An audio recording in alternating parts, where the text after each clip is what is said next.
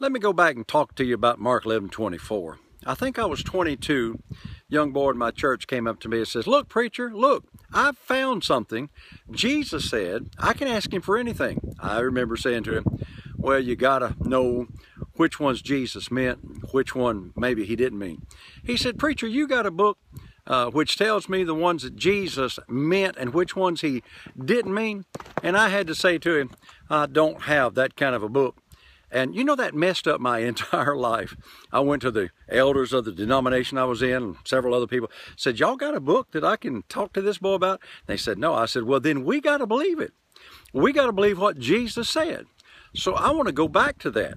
And I've been living it ever since I was 23 years old, so 40 years or more. I've been living that.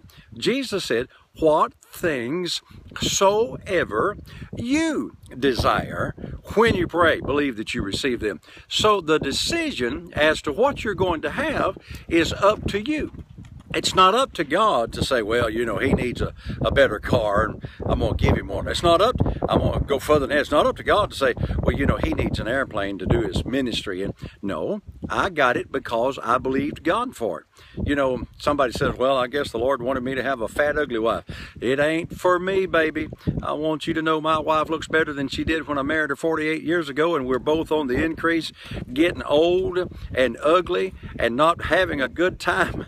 And here comes my granddaughter give me a hard time again. See, she is the desire of my heart. I got 11 of them little blessings there, and I think she loves me as much as any of them. So I'm going to close today, but I want you to remember all day long that Jesus is Lord, the Word works, and whatever you want, you can have if you'll believe for it. So remember today, Jesus is Lord.